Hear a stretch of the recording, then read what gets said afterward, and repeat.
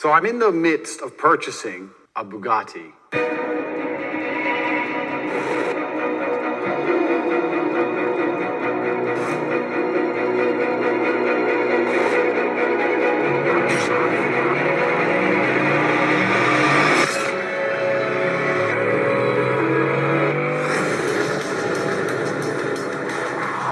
This kind of happened on accident. I was driving my Ferrari 812 Superfast from London back through Germany, and I saw the Bugatti sign, and I wanted to go in there to look at them, and they wouldn't let me in because there's too many shit munchers who come and pretend they want to buy Bugattis. Shit munchers come and go, oh, I want to buy a Bugatti, and really they're just wasting everyone's time, and they don't really actually want to buy anything. So that annoyed me. They thought I was a shit muncher. So I was like, I'm not a shit muncher. Google me. I'm fucking rich.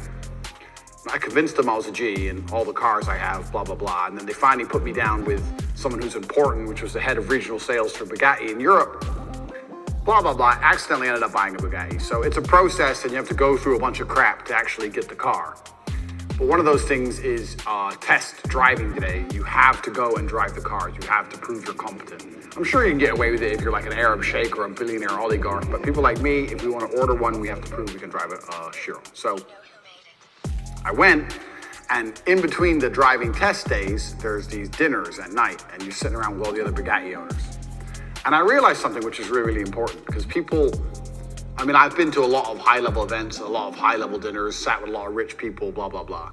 But when you go to a Bugatti dinner, it's interesting because, you know, everybody there is extremely rich, but they're all from different backgrounds. You have some people who are just daddy's money, some people who have made their own money in real estate, some people who have made their own money doing X, Y, Z. Then you have the Bugatti guys themselves who are trying to sell cars and work for the brand, and they have a very unique life. Of course, if you work for Bugatti, you have a very unique life.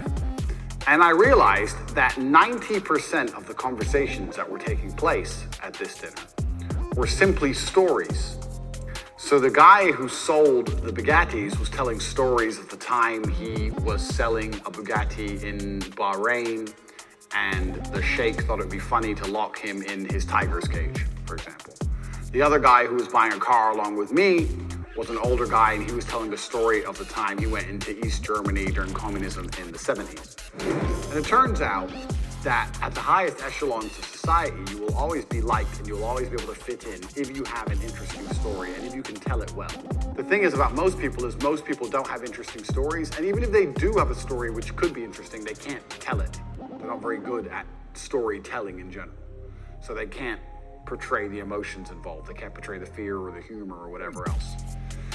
But that was my observation. I kind of always knew this to be true, but I sat there, and after 3 hours of dinner, I realized all we did was basically take turn telling cool stories. And this is what rich people, cool people, interesting people who live interesting lives do. They have stories to tell. And inside of the War Room, which is my private network, I was speaking to the War Room guys and I said, okay, tell me your best story. Not only to see what their story is, but also to see how they tell it. And it turns out that if you're ever looking to reach the higher echelons of life, if you're ever looking to be around very important people, if you ever want to feel respected amongst the most financially affluent individuals in the world, you need to not only be able to listen, of course, and have some kind of reasonable input to an insane story about being locked in a tiger's cage while trying to sell one of the Bahraini princes a Bugatti. You also need to have a story which rivals that.